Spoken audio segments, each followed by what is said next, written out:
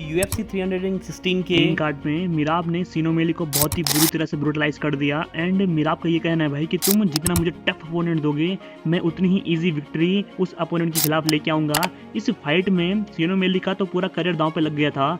बस मिराब डिविलियर्स के लिए हारने के लिए उतना कुछ था नहीं, बट फिर भी मिराब ने बहुत ही तगड़ी फाइट की एंड एट द एंड सिनोमेली को नॉर्थ साउथ पोल वाले चौक से सबमिट कर दिया। एंड मिराब ने अपनी 13 फाइट की विनिंग स्ट्रीक में से ये काफ़ी टाइम बाद सबमिशन निकाला है, जो कि अगेन प्रूव करता है मिराब को कि वो बैंटमवेट के गोट स्टेटस पाने वाले करंट फाइटर बन गए। यार राउंड 1 से ही मिराब ने सिनोमेली का धागा खोल रखा था। एंड राउंड 1 में तो ये लग रहा था कि मिराब बहुत हार्ड पुश कर रहे हैं सिनोमेली के साथ स्ट्राइकिंग करने को।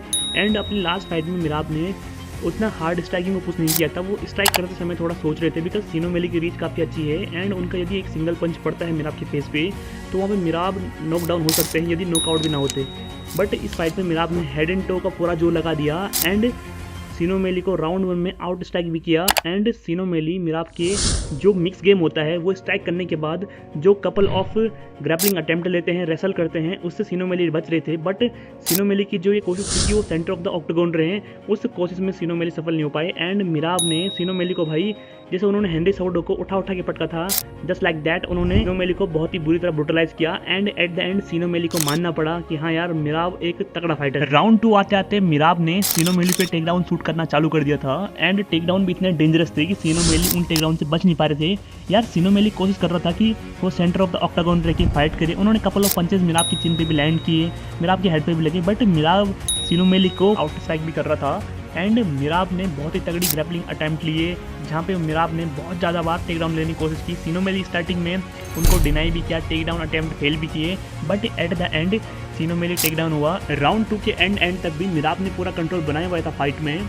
जब राउंड 2 भी फिनिश होता है तो मिराब ने सिग्निफिकेंट स्ट्राइक में सिनोमेली से ज़्यादा लैंड किए थे। एंड चाहे सेंटर ऑफ द ऑक्टागन की बात हो, चाहे केज के कॉर्नर पे भी बात हो, मिराब ने आउट स्ट्राइक कर रखा था सिनोमेली को। ग्रैपलिंग की बात तो छोड़ ही दो, वहाँ पे तो मिराब ने धागा खोल रखा था। मिराब ने एक तरफा रैली निकाल रखी थी सिनोमेली की। राउंड 2 फिनिश होता है, मिराब सिग्निफिकेंट स्ट्राइक में भी आगे चलता रहता है एंड जो उन्होंने ग्राउंड टाइम निकाला था सिनोमेली के ऊपर वो भी ज़्यादा है। अब बात आती है राउंड 3 की। राउंड 3 की स्टार्टिंग से ही सिनोमेली के फेस पे रेस्टलेसनेस लग रही थी एंड ये लग रहा था कि यार सिनोमेली अब किसी न किसी टाइम पे अपना कार्डियो लूज कर जाएगा एंड मिराब कंट्रोल बनाए लेगा। स्टार्टिंग में सिनोमेली ने भी जो मिराब के रेसलिंग अटेम्प्ट थे, ग्रैपलिंग अटेम्प्ट थे, उन्हें डिनाई किया, उन्हें मतलब फेल किया सबमिशन अटेम्प्ट्स को।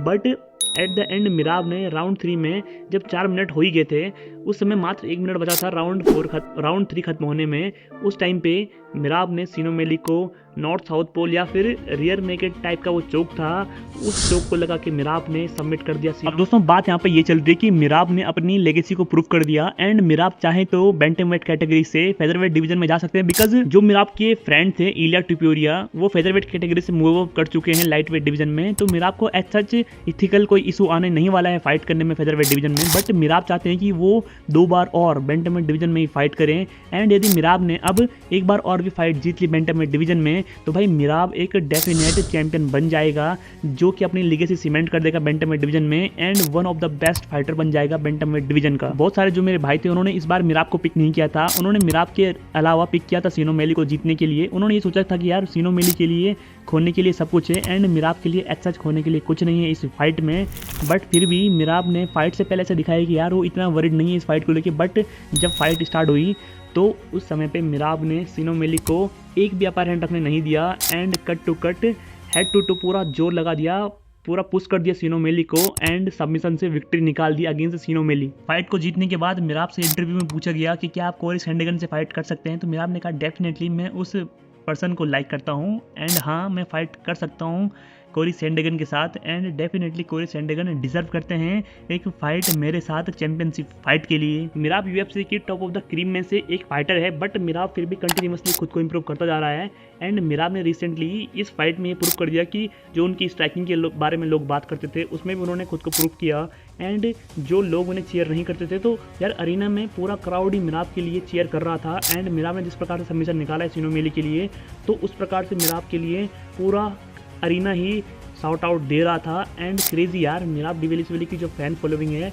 वो कंटिन्यूसली बढ़ती जा रही है। एंड अब वो टाइम दूर नहीं जब मिराब 1 से 2 फाइट करने के बाद pound for pound number 1 champion बन सकते हैं यूएफसी के इस डिवीजन में। दोस्तों आपको क्या लगता है, क्या मिराब डिविलियर्स को फेदरवेट डिवीजन में मूव अप करना चाहिए या फिर कोरी सैंडगन के साथ एक फाइट करनी चाहिए एंड उसके बाद फिर से उमर नूरगामेडोव के साथ दूसरी फाइट कर लेनी चाहिए, जो कि उमर नूरगामेडोव के लिए वन एंड ओनली मौका होगा टाइटल जीतने के लिए बैंटमवेट डिवीजन।